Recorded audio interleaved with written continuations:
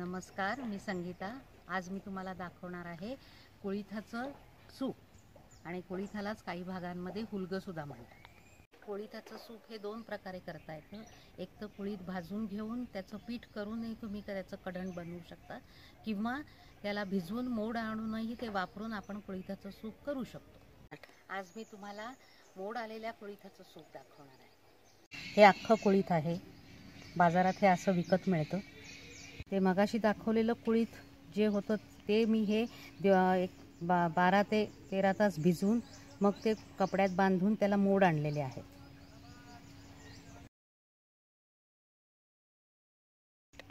आपल्याला त्यासाठी लागणारं साहित्य बघूया। मीठ, मिरपूड, चॉप केलेले मिरची, चॉप केलेलं लसूण, मोड आलेलं कुळीथ, तांदूळ, कोथिंबीर आणि थोडंसं ऑलिव्ह ऑइल। आता आपण कृती बघूया याची, कसं करायचं ते। कुळीथ हे नेहमी कुकरमध्ये शिजवून घ्यायचं, कारण ते शिजायला अवघड जातं। म्हणूनच पूर्वी त्याची पावडर करूनच त्याचं कढण करायचं। हे 1 वाटी कुळीथ आहे मोड आलेलं। त्याच्यात आपण घ्यायचं आहे 2 चमचे तांदूळ आणि हे तांदूळ स्वच्छ धुवून घ्यायचे आहेत। हे 2 चमचे तांदूळ मी ह्याच्यात टाकले आणि मग आपल्याला ह्याच्यात पाणी घालून हे आपल्याला शिजवून घ्यायचं आहे कुकरमध्ये। आपण तांदूळ का घातले याच्यात? दाटपणा येतो, सुपाला दाटपणा येतो आणि हे वन डिश मील म्हणूनही मग खाता येतं। हे भरपूर पाणी घालून आता आपण हे कुकरला 3 शिट्ट्यांमध्ये शिजवून घ्यायचं।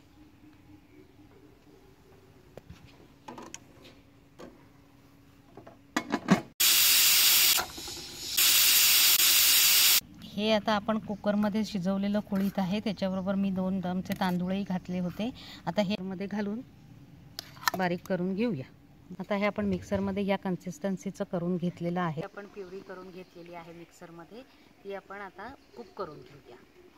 त्याच्यासाठी आपल्याला लागणार आहे हे ऑलिव्ह ऑइल। ऑलिव्ह ऑइल नसेल तर बटर किंवा रेग्युलर ऑइल पण चालेल। याच्यात तुम्ही थोडे जिरे घातले तरी चालतं, पण जिरे दाताखाली येतात म्हणून हे आता मी डायरेक्ट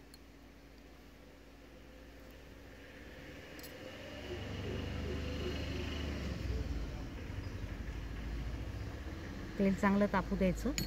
1 चमची मिरची,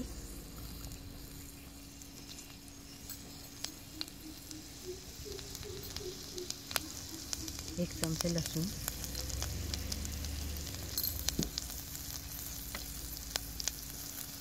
घ्यायचं। त्याला दुसरं काहीच लागत नाही। हे लसूण आणि मिरची थोडं परतून झालं आणि त्याचा कच्चेपणा गेला, वासावरनं आपल्याला समजतं त्याचा कच्चेपणा गेला आहे ते। गोल्डन पण होईल थोडंसं।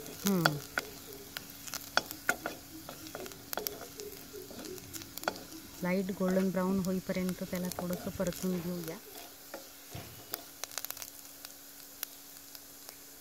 आणि आता ही जी प्युरी आपण काढली होती मिक्सरमधनं ती डायरेक्ट त्याच्यात टाकायची। तुम्ही कन्सिस्टन्सी बघू शकता आणि आवडीनुसार ती कन्सिस्टन्सी ॲडजस्ट करू शकता। सूप असल्यामुळे त्यात पाणी घालून वाटायलाही हरकत नाही, कारण तसं सूप पातळच असतं ना। हो हो, वाटताना त्याच्यात तितकं पाणी पाहिजे तेवढं घातलं तरी चालतं। हे थोडं असं घट्ट आहे। हे तुम्ही भाकरी आणि भाताबरोबरही खाऊ शकता। ह्याला आपल्याकडे कढणच म्हणतात। हे थंडीच्या दिवसात खूप पौष्टिक आहे। थंडी आणि पावसाळा दोन्हीमध्ये अतिशय हे सूप चांगलं आहे खायला। आता आपण त्याच्यात घालूया चवीनुसार मीठ,